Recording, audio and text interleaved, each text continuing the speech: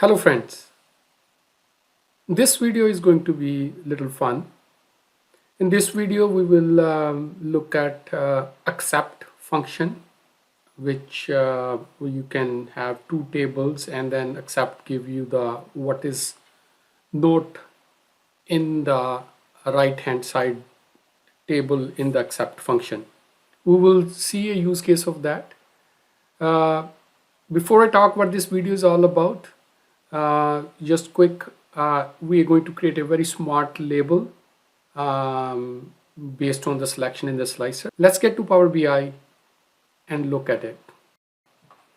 So here in Power BI, I have a table which is a fruit is a slicer. The ask here is you create a title which is dynamic title based on the selection, and it should show what items are selected in the slicer. It's pretty straightforward. We can write a measure, let's say a selected fruits, and then we can have store in a table a selected values, and that should be values fruit. Again, the values function gave us the unique value of all the values selected in the slicer, the column used in the slicer, and then we can simply concatenate all the values in our table and give the separator, let's say comma, and that will create the label. Let's put this in a card visual here.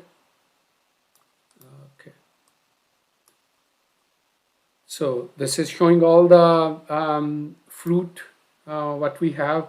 If selected apple, shows apple and banana, and then so forth, so on. It keep on changing. So this is working fine. Now what we want to do here is few things. Is first, if let's say there are 15 or 20 fruit values, and let's say if we get to 15 selection, instead of concatenating those 15 values together, we should say all accept these values. Means there are 20 values in the slicer, we have selected 5, and show 5 values which are not selected. But if we are less than 15 values selected, then show the selected value. If all the values selected, then it should say all selected instead of giving the whole list of values. Let's write this measure. I will call it a smart label or smart title, and let's look at it. So what we are going to do here is write a measure. It's going to be, let's call it smart selected fruits, or whatever we want to call it. So first thing we will do is the same thing. We will get the selected values. So that is selected fruits or values. That will be values of fruits, fruit column. I will make it a little smaller, and then we are going to find how many values are there. So what we can do is at that point in time we can have a calculate table and values fruit and remove any filter coming on fruit. So we can remove the filter. So this will give us all the values. And now let's add 2 more measures and see the result. And I will call it is selected row count. So that will be count rows of the selected values, and the other one I will call is all row count. Let's call it count rows all values. Let's return all row count and just take a look at the value. We know the selected values worked. We looked into the previous measure, and let's bring that measure here in our card visual. So it is 10 right now, so there's a 10 fruit values in here. So if I select apple, banana, it doesn't matter what I select, it stays 10 because this is all the fruit values in our table. So this is working fine. and the other one should return us, if I select row count, it should return us based on the number of values selected. So that's 3 now. So if I select all, there's a 5. If I don't select anything, it means all selected 10. So this is okay. We are halfway. Now we have a how many are selected, how many are there as a total rows. And let's say what we want to say is number of rows when we want to change it to all except. So let's call it 7, for example. I'm just going to put the value there. And what we will do here is in the final block in the condition here, this is where we will build the whole logic. So what we will say here, if our selected row count is equal to all row count, it means all the values are selected, or the one more thing is if selected row is blank, so it means no row is selected, it means that is also deemed as all rows selected. So we will say all, let me just minimize it a little bit, all values selected or fruit selected, whatever. Okay, that's the first thing. And the second thing what we will do is if the number of rows is less than the maximum selected value, let's call it maximum selected value.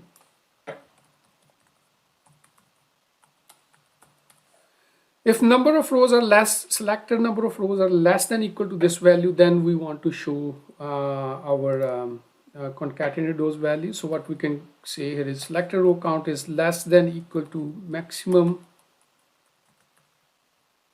selected value. Then we just concatenate what we did in our previous measure, selected values, fruit, and then concatenate it. And so that's the second condition. And third one, we will be making the except one. Let's test these two before we go to the next one. I will placeholder it work in progress just to make sure we have something to see. So now it says all values selected. So if I select 1, 2, 3, 4, 5, it keep on concatenating, 6, 7. So up to 7 it will concatenate, and after 8 it should now show us a work in progress. All right, perfect. So it means up to the maximum selected rows we will see the values, and after that we still have to work on that part of the measure. So if we select all the values, all values selected, and if we don't select any value, that is still all values selected, but up to the 7 values selected shows the 7 selection. And as soon as we hit the 8th one, that's where we're going to make our code change, add logic in there. So what we're going to do, this is where the except function is going to come in the picture. What we're going to do is we're going to find out from the total fruit values which are selected. So if we have 10 rows and 8 or 7 are selected, what are the other 3 which are not selected? So what we're going to do, we can have the except function. What will that? It takes 2 table, return the rows of left side of the table, which is our all values. Return the rows of left side which do not appear in the right side table. So the one which are not in the right side table, which is in the selected value tables, give us those rows. So that's what we want.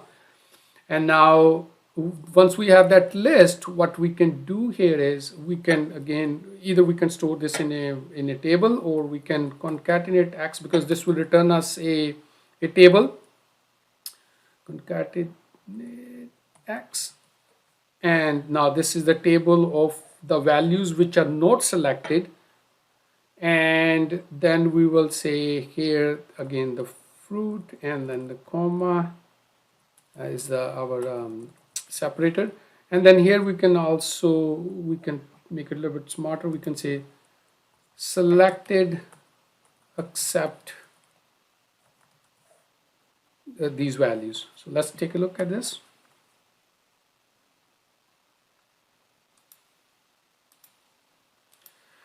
So what I have here is now if we go start selecting values, Apple, first value selected, second selected, 3, 4, 5, 6, 7 values selected. Now as soon as I select the 8th value, it should tell me, okay,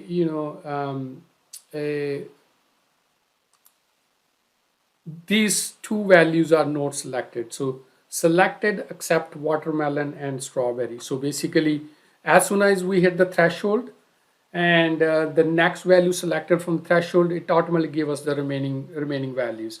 So if I go back to this, this is working as expected. So if I go select all, giving all values, no selected, no value. If I go more than 7, as soon as I hit the 8th value, it will give me the one which are not selected except apple here in this case. And if I have selected except apple and banana, so it's working as expected.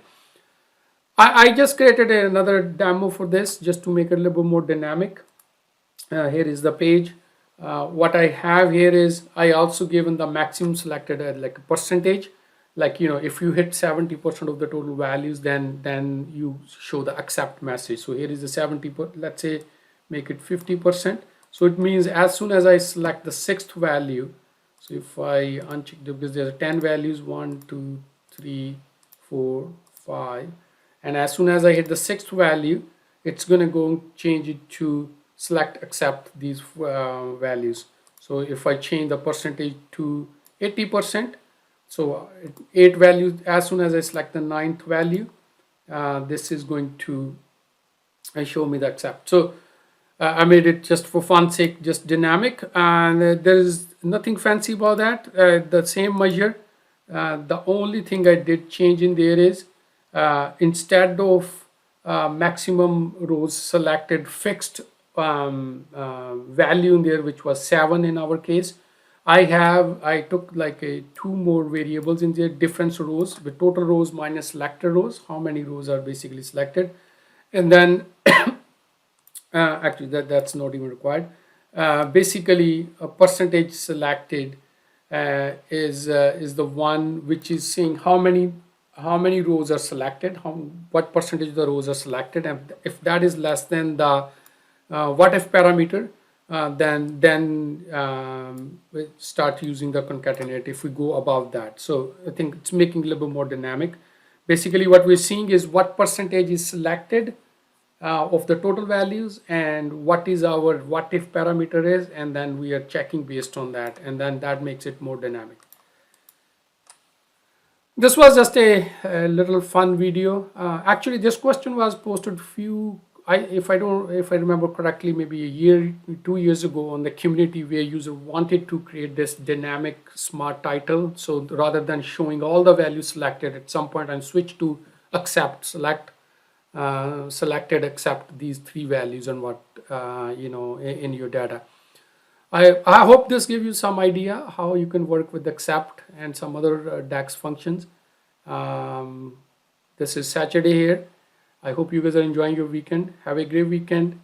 Until next video, have a good day. Do subscribe my channel. Bye for now.